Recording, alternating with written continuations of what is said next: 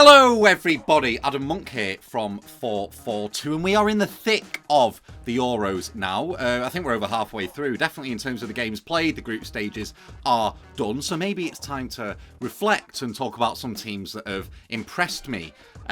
So, you know, I could, if I wanted to, talk about the obvious ones, you know, your Spains, your Austrias, your Englands. And I know what you're thinking, what's he on about with England? Well, they've impressed me with how bad they've been.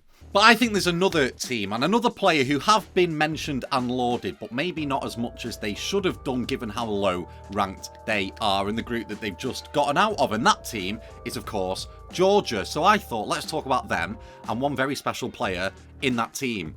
And you probably already know who it is.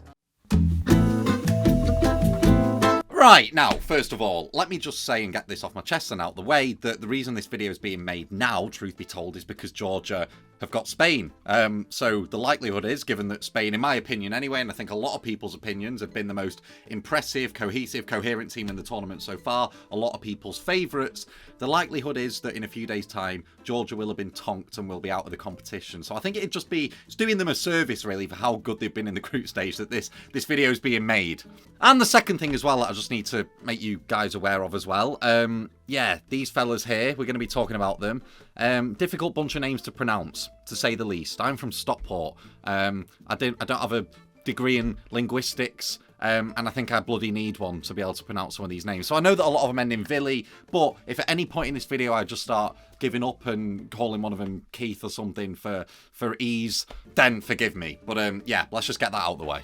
Right, so before we get into the starman in question, here's just a brief overview of Georgia's stats throughout the tournament so far. There's a few stats here that glaringly just give a nice little overview of how Georgia like to play, and it's very understandable as well. You know, 41% average possession means that they're a team that heavily rely on having a good out-of-possession shape so that they can win the ball and turn it over quickly, and they have got a man who's very good at doing that for them. 20 saves with an average of 6.67 per match also highlights another key player in this team who I think is probably going to get a big move in the summer. But I think the most impressive and important one here is the ball recoveries. 134 with an average of 44.67 per match, which if you kind of figure it out, that's like 1 every 2 minutes throughout each game. So, you know, you think about how often possession gets turned over, that's quite impressive for a team who are considered underdogs in every game that they play.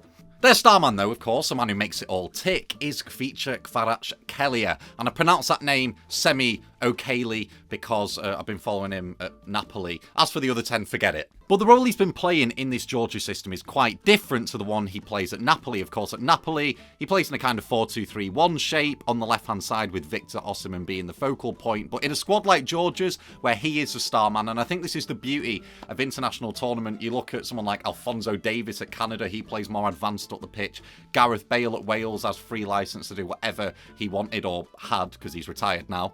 But given how head and shoulders above the rest of his teammates Kvaratskhelia is in this Georgia side, he's played in a 2 up top alongside 𝗕𝗫𝗧𝗥𝗧𝗍𝗫, who is the top scorer of this tournament, by the way, so far. We'll come on to that in a minute. But despite him playing in a 2 up top on paper, this is Kvaratskhelia heat map against Portugal, and you can see the most predominant areas where he's having the most action on the pitch are actually in his own half, meaning he's being deployed in this system, and rightly so, as a ball winner, one of the many ball winners in the side, but most importantly then, the man who's going to be able to progress the ball up the pitch and carry it up the pitch for Georgia when they do have one of their ball recoveries that they do have every 2 minutes. And you can see as well, before I do show the screenshots against Portugal, just on stats alone, the successful dribbles attempted against Portugal was 3 out of 3, 9 out of 9 accurate passes as well, and then 12 ground duels against Portugal, 9 of which he came out on top of. So despite him on paper being a striker, he's actually an all-action midfielder almost in this system, and he is the main reason that Georgia are currently now in the knockouts. As good as they've been as a collective, what he can do on the ball is just what's carrying them forward. First of all, we'll start with the early goal that he did score against Portugal. It was a misplaced pass by Portugal that started the move, but look who's pressing to force that error. Kvaratskhelia. Now, don't get me wrong, this is a very fortunate turnover of possession for Georgia, and 𝗕𝗫𝗧𝗥𝗧𝗍𝗫 is able to drive with the ball towards goal. He finds Kvaratskhelia with an inch-perfect pass, but Kvaratskhelia is a right-footed man. But look at how comfortable he is at using his weaker side. It's an absolutely perfect finish, and I think this goes under the radar a lot for footballers in general. The ability to be comfortable on both feet. you know, considering how good these professional footballers are, you'd be surprised how many players just can't execute what Kvaratskhelia has actually done there. And this two-footedness also feeds into his dribbling. It means he's ambidextrous, he can go both ways, and he's just an absolute handful no matter what part of the pitch he's on. When he's going at someone or just keeping the ball, he can go either way. He's just so comfortable and fluid. He's like water. And again, this one's so impressive. Georgia clear the lines. This is when they're 2-0 up. And 3 Portuguese players try and end up pressing him, and look how he just evades it so well. He then goes for a 4th man, and then he takes on a 5th man and draws the foul and helps Georgia then consequently get the ball up the pitch. And I just think this asset is so underrated in a striker, and I can think of one at England who could take a leaf out of his book really at the moment. And that's what works so well for Georgia, I think, when you've got a player with Kvaratskhelia assets where he can sort of draw that foul or progress the ball up the pitch and drive himself. It allows Georgia, when they're out of possession and then they win it, to either choose to reset, draw a foul and, you know, calm down, or break and counter-attack. So they've got the best of both worlds, and it's really, really good for a side that know they're going to be an underdog in every single game that they play. And then on Georgia as a collective, when they do win that ball deep, what areas do they like to exploit? Well, I think it's pretty much the wide areas. When most teams who are the favourite to win the game want to attack Georgia's back 5, they're inclined to push their fullbacks up. So consequently, the space is in those wide areas, and Georgia have created an awful lot of chances from wide positions. Namely, their first goal of the tournament against Turkey. This screenshot here, it's out on the right-hand side. Now, I couldn't actually find footage of like 3 seconds before this screenshot, but just know that it was switched from the left-hand side.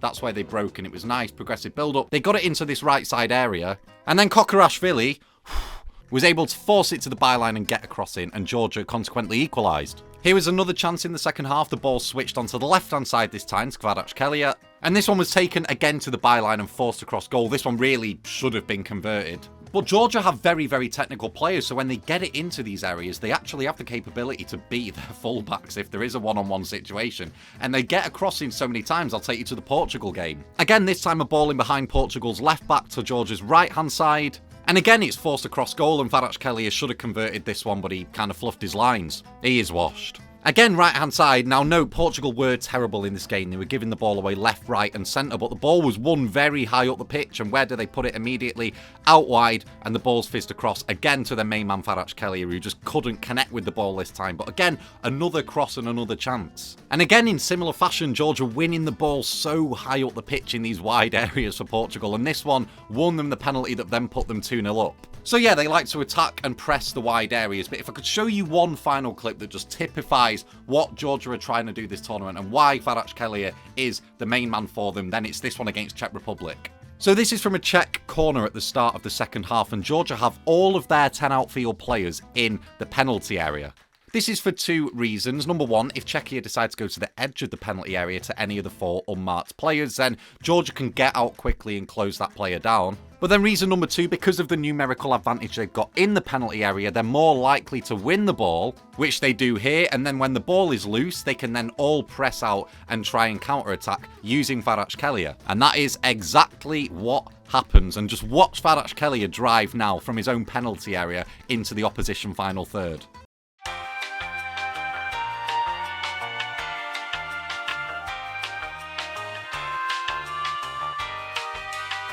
You'll notice he's the one who's capable and allowed to drive with the ball, and then there's just 3 bodies instantly from their own penalty area running alongside him in parallel. And it gives him 2 potential passing options. He chooses the left-hand side. And yeah, this one definitely should have been a goal. And had it been, it would have been one of my favourite goals of the tournament. I think it would have been one of the best goals of the tournament because it just typifies what Georgia are trying to do and why Kvaratskhelia is so important to their system. They try and win the ball from set pieces or with high press in their own defensive third, or press the opposition's defensive third and win the ball high up that way using Kvaratskhelia and the other striker, what's his name?